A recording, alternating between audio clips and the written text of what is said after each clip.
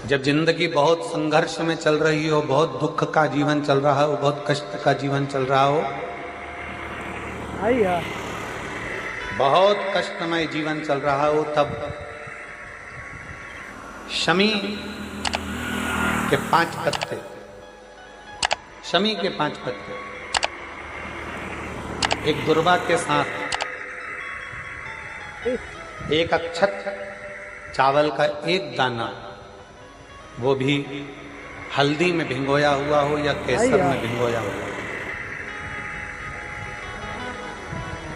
शमी पत्र 5, एक दुर्वा, एक चावल का दाना, जो दिल से हृदय से बेलपत्री के वृक्ष के नीचे पार्थिव लिंग का निर्माण कर कर मट्टी का शिवलिंग बनाकर प्रदोष काल में, मतलब शाम के समय पर शिवलिंग बनाकर उस पे जल चढ़ाकर, जो ये 5 शमी का पत्र, एक दुर्वा और एक चावल का दाना, अपनी कामना कर कर, जो दुख चल रहा है बाबा से विनय कर कर एक एक पत्ता जब समर्पित कर दे, फिर एक दुर्वा समर्पित कर दे, फिर एक चावल का दाना समर्पित कर दे और बाबा का वहीं पर पुनः विसर्जन कर दे, 3 महीना तो जाने दो, 15 दिन के अंदर वो दुख कटता जरूर है, चाहे कोई भी दुख,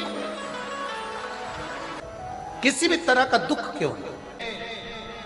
एक बेलपत्र के वृक्ष की परिक्रमा करने वाले को हजारों अश्वमेध यज्ञ का फल प्राप्त हो जाता है, हजारों अश्वमेध यज्ञ का फल प्राप्त हो जाता है। उसी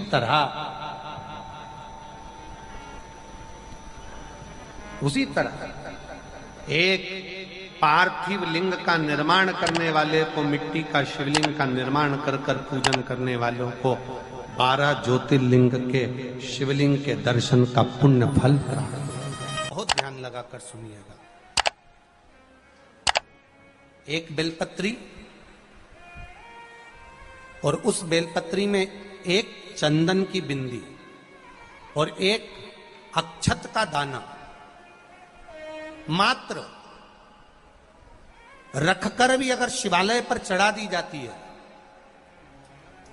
एक बेलपत्री, एक चंदन का बिंदी, और चंदन फिर निवेदन करेंगे। आज के जमाने में तुम लोग सब घिसा घिसाया, पड़ा पड़ाया, डब्बी का सामान ले लेकर, वो नहीं, चंदन की एक मुठिया रखो, थोड़ा सा भी घिसो, जरा सा भी घिसो, उसकी एक बिंदी और एक चावल का दाना, जब हम भगवान देवाधिदेव महादेव को समर्पित करते हैं, अपनी कामना कर कर समर्पित करते हैं, तो निश्चितता है, महापुराण की कथा कहती है, शंकर भगवान उसका फल शीघ्र प्रदान कर देते हैं। भले आपने कुछ करा ना करा, उसका फल तुम्हें मिल जाता है। में जाना, लोटा भरकर जल समर्पित करना, और कभी तुम्हारे जीवन में अगर तुमको लग रहा है कि मैं दुखों से पीछा छूट ही नहीं रहा, तब उस जगह पर बेलपत्री के मध्य भाग में पीला चंदन, ये जो पत्ती है और ये 2 पत्ती हैं, ये बड़ी पत्ती और ये बीच की जो 2 पत्ती हैं, इसके बीच में जो डंडी का भाग रहता है, जो बीच में डंडी का जो भाग है, बड़ी पत्ती और ये 2 छोटी पत्ती के मध्य में जो डंडी का भाग है, उस डंडी के भाग में पीला चंदन और एक अक्षत पीला, शंकर भगवान को आप अगर प्रदोष काल में समर्पित कर रहे हैं, तो ये निश्चित है कि धीरे धीरे कर कर वो दुख समाप्त होगा, वो दुख कटेगा ही। प्रगत वर्णन किया गया शंकर भगवान की आराधना में, शिव की आराधना में, जब तुम्हें लगता है कि तुम्हारा व्यापार नहीं चल रहा, कोई तुम्हें धोखा दे रहा है, लक्ष्मी नहीं आ रही, बहुत चिंता में पड़े हुए हो, बहुत टेंशन में जिंदगी चल रही है, बहुत बीमारियां तुमको घेर ली है और चारों तरफ अंधेरा ही अंधेरा नजर आ रहा है, तुमने विचार करा अब मैं तो मर जाऊं तो अच्छा, मैं सुसाइड कर लूं तो अच्छा, मैं मर जाऊं तो अच्छा, तो मरने से पहले एक काम कर कर देखना, शंकर भगवान की आराधना कर कर देखना, शिव पर एक लोटा जल चढ़ा कर देखना, और ज्यादा चिंता, ज्यादा टेंशन हो तो बेलपत्री के जड़ को घिसकर उसका चंदन बनाकर शंकर को लेपन कर कर उसकी भी आराधना कर कर देखना कि बेल चंदन का फल क्या। बेलपत्र, एक बेल, ये कोई साधारण नहीं, एक बेलपत्र एक बेल, ये कोई साधारण नहीं, एक बेल। इसकी नीचे की डंडी से लेकर ये दो पत्तियां जहां लगी हैं और दो पत्ती से लेकर ये बीच की जो पत्ती है उसमें जो गैप है, उसमें जो जगह है, दिख रही है आपको? ये दो पत्ती से लेकर बीच की पत्ती के बीच में जो जगह खाली रहती है, 33 कोटि देवी देवताओं विराजमान रहते हैं इस बीच की जगह में। जब शिव जी को चढ़ाया जाता है तब इस पत्ती के बीच की जगह शंकर के शिवलिंग पर रखा जाता है। तो शिव जी इतने प्रसन्न होते हैं कि मेरी स्तुति करने के लिए ये भक्त 33 कोटि देवताओं को लेकर आया है, मेरी स्तुति करने के लिए। लोग चावल लाए, लोग अंबारियां लाए, धन लाए, दौलत लाए, संपदा लाए, पर एक शंकर का भक्त ऐसा होता है जो एक बेलपत्री के रूप में 33 कोटि देवताओं को, 64 योगिनियों को, आदि शक्तियों को शंकर को समर्पित करता है। कितना सुंदर संवाद है, कितना सुंदर बात कही कि भूल से भी किसी तीर्थ में नहीं गए, कहीं हमने गौदान नहीं करा, कहीं हम किसी तीर्थ में नहीं गए, हमने कहीं गौदान नहीं करा, हमने कहीं ब्राह्मण भोजन नहीं कराया, हम कहीं गंगा यमुना कावेरी सरस्वती नर्मदा छिपरा पुण्यवान नदी में हम स्नान नहीं कर पाए। शिव महापुराण की कथा कहती है भूलवश भी अगर पिपलेश्वर या बटकेश्वर किसी शिवालय पर भूल से भी अगर एक लोटा जल चढ़ जाता है तो देव अधिदेव महादेव सारे तीर्थों का फल अपने आप प्रदान कर देते हैं। भूल से भी चढ़,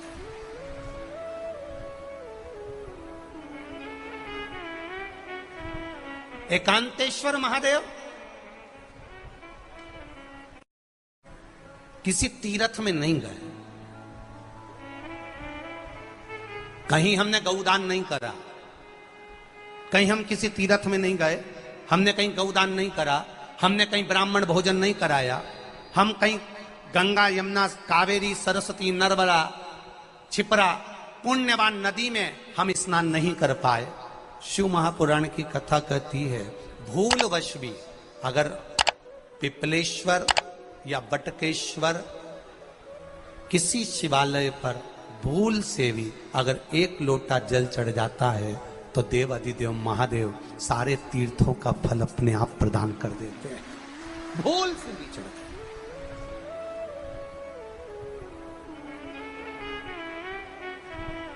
एकांतेश्वर महादेव जो कि एकांत में बैठा हुआ है, एकांतेश्वर महादेव अकेला बैठा है अलमस्त होकर।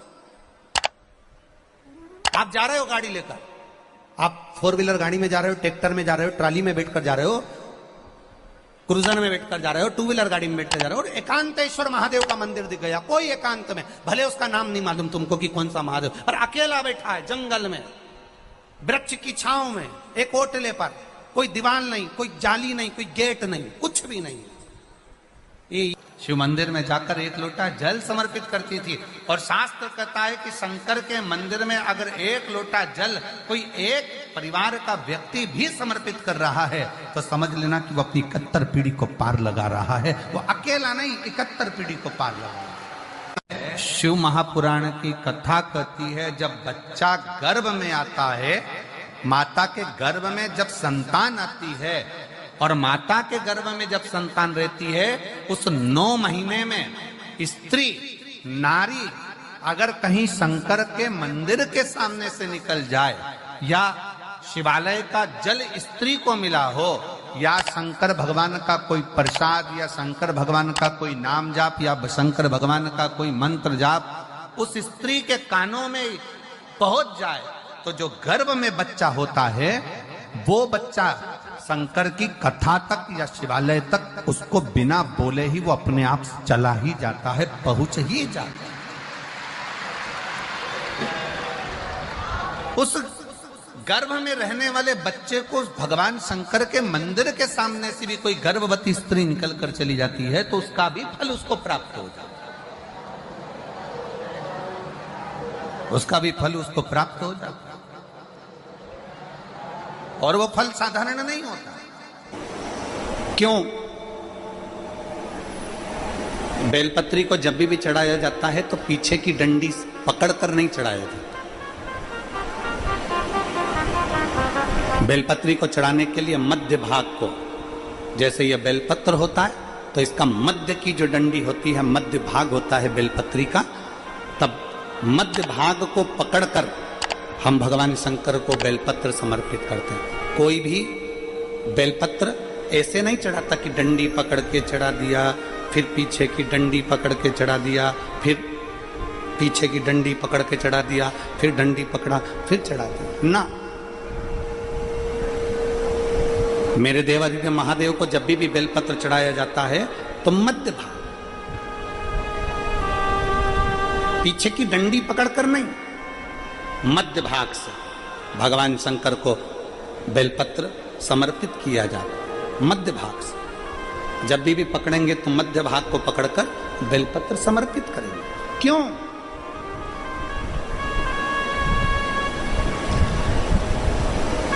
क्योंकि हमने भगवान शिव को मध्य भाग पकड़कर इसलिए समर्पित करा कि ये केवल बेलपत्र का मध्य भाग नहीं है मेरे शंभू, मेरे हृदय के मध्य भाग को मैं आपके चरणों में समर्पित कर रही हूं। मेरा दिल, मेरा हृदय, मेरा चित्त मैं आपको दे रही हूं। मध्य भाग एक विश्वास के साथ दे रही हूं। इतनी सुंदर बात नंदी ने कही है।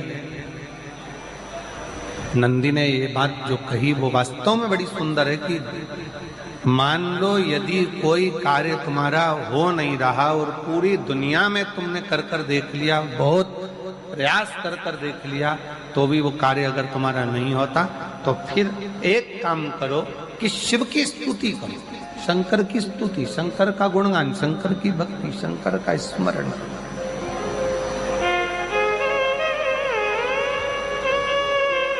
फिर शिव की स्तुति करिए, शंकर से विनय करिए, शंकर से निवेदन करिए, शंकर का गुणगान करिए।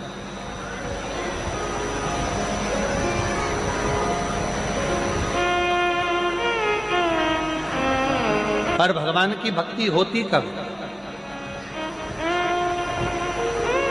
जितने आस्था चैनल पर कथा सुन रहे हैं, जितने फेसबुक यूट्यूब पर कथा सुन रहे हैं, जितने पंडाल में बैठकर शिव भक्त कथा को रसपान कर रहे हैं, उनसे निवेदन करूंगा कि शंकर की भक्ति होती कब है, शंकर का स्मरण कब होता है, शंकर की भक्ति कब होती है, शंकर की कथा सुनने में मन कब लग सकता है? जब अपने भीतर की अभिमत्ता, अपने भीतर का अहम, अपने भीतर का अहंकार, अपने भीतर की आसक्ति, अपने भीतर का काम, अपने भीतर की तृष्णा जब दूर हो जाए तो समझो कि आप शिव में मन लगा बैठे। कितने सारे लोग बैठे हैं यहाँ पर कथा में, सब पंडालों के अंदर लोग शिव भक्त बैठे हुए हैं। कई लोग ऐसे भी होंगे जिनका आकर बैठ तो गए पर दिल नहीं लगता। दो जल व्यक्ति के जीवन को बदलते। कितने जल? जम के बोलो जरा। दो जल। एक देवादिदेव महादेव के लिए भरा गया एक लोटा जल और दूसरा है स्वयं के लिए भरा गया एक लोटा जल। यहाँ पर अगर बुजुर्ग मेरी माताएं बैठी होंगी, मेरी जीजियां बैठी हैं, मेरे जीजा बैठे हैं, बुजुर्ग जितनी माताएं बैठी हैं, वो पुराने समय का अगर लेख उठाकर देखेंगे तो पुराने समय के लोग भोजन करने बैठते थे ना, तो भोजन करने से पहले अपने पानी के लोटे को भरकर, अपना गिलास भरकर बैठते थे। किसी ने देखा है कि नहीं देखा? जम के बोलो जरा, देखा है आप लोगों ने? पुराने समय के लोग जब भोजन करने बैठते थे, पुराने समय के लोग जब भोजन करने बैठते थे तो अपना पानी का गिलास, अपना पानी का लोटा पहले भरकर आसन लग जाता था। बहू आसन लगा देती थी, बहू खाना बना देती थी, घर की पत्नी खाना बना देती थी, भोजन बना देती थी, घर के लोग भोजन दे देते थे। थाली कोई भी लगा कर ला कर दे, थाली कोई सजा कर ला कर दे, पर घर का जो व्यक्ति खाना खाने बैठता था, भोजन करने बैठता था, वो अपना पानी स्वयं भर कर बैठता था।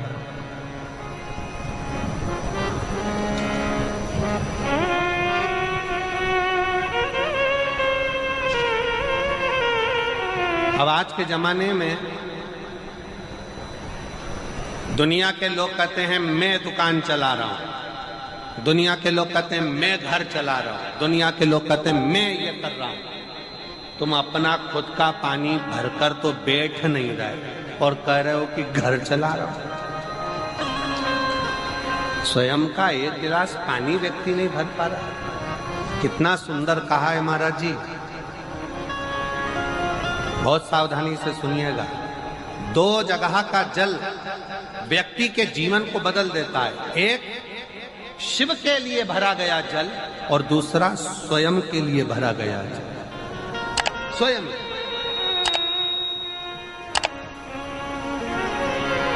शंकर के मंदिर में जा रहे हो, एक लोटा जल अपने घर से भरकर लेकर चले जाओ और अपने घर में जब तुम भोजन करने बैठ रहे हो, जब तुम रोटी खाने बैठ रहे हो, भोजन करने बैठ रहे हो, भोजन ग्रहण करने बैठ रहे हो, जब तुम भोजन को ग्रहण करने के लिए बैठ रहे हो, तब अपने घर में जब तुम भोजन ग्रहण करने बैठ रहे हो तो एक लोटा जल या एक गिलास पानी भर कर बैठो। बहू अच्छी है, पानी भरेगी, मना नहीं है। बेटा अच्छा है, पानी भरेगा, मना नहीं है। पोता अच्छा है, पोती अच्छी है, नाती अच्छा है, पंती अच्छा है, घर में सब अच्छे। तुम्हारी पत्नी भी अच्छी है, तुम खाना खाओगे तो वो पानी ला कर दे देगी। तुम्हारी बहू भी अच्छी है, तुम भोजन करोगे तो वो पानी ला कर दे देगी। तुम्हारा परिवार का हर व्यक्ति अच्छा है, तुम्हारा कहना मानता है। तुम जिमने बैठोगे, भोजन करने बैठोगे तो वो पानी ला कर देगा। पर शिव पुराण की कथा कहती है, जो व्यक्ति भोजन करते समय अपना जल स्वयं भर कर बैठता है, उसकी जिंदगी में से 3 रोग समाप्त हो जाते हैं। कितने रोग समाप्त हो जाते हैं? 3। पहला, अपना जल स्वयं भर कर बैठने वाले के घुटने का कभी भी डॉक्टर उसके घुटने बदलने का बोलेगा ही नहीं, घुटना बदल ही नहीं सकता। स्वयं का जल भर कर बैठे। दूसरे नंबर पर, जिसकी रीढ़ की हड्डी में कमर से लेकर कंधे तक जिसकी हड्डी में दर्द होता हो, या जो सुबह सुबह सोकर उठता हो और उसके कंधे दुखते हो या पीठ दुखती हो। दूसरे नंबर का रीढ़ की हड्डी का दर्द। और तीसरे नंबर का, डॉक्टर को दवाई खा खा कर परेशान हो गए और आधा सिर का रोग, भुकुटी, ये भौएं दुखती हो, सिर दुखता हो, ये कान के पास का दर्द होता हो, तो अपना भोजन करते समय अपना पानी स्वयं भर कर बैठो। आपको ये 3 रोग से मुक्ति अपने आप मिलना प्रारंभ है, अपने आप। अब किसी ने कहा, गुरुजी पत्नी पानी ला कर देती है, पति पानी ला कर देता है, बेटा पानी ला कर देता है, बहू पानी ला कर देती है, पोता पोती पानी ला कर देते हैं, नाती पंती पानी ला कर देते हैं, नौकर लगे घर में वो पानी ला कर देते हैं, सेवादार लगे घर में वो पानी ला कर देते हैं, तो हमको पानी लाना क्यों जरूरी है? तो अग्नि पुराण में वर्णन आता है कि जो घर में पानी जिस मटके में भरते हो, जिस हंडे में भरते हो, जिस बाल्टी में भरते हो, जिस टंकी में पानी भरते हो, पीने का पानी जिस हंडे में, मटके में, बल्टोई में, जिस गगरे में तुम भरते हो, वो स्थान पितरों का स्थान रहता है। जब हम पानी भरकर भोजन करने बैठते हैं तो हमारे पितर भी उस स्थान पर आकर निश्चित जगह पर बैठते हैं, और जब हम भोजन ग्रहण करते हैं तो हमारे पितरों के भाव का आशीर्वाद हमारे ऊपर पड़ जाता है, जिससे हमारे 3 दर्द समाप्त हो। स्वयं भरो, स्वयं।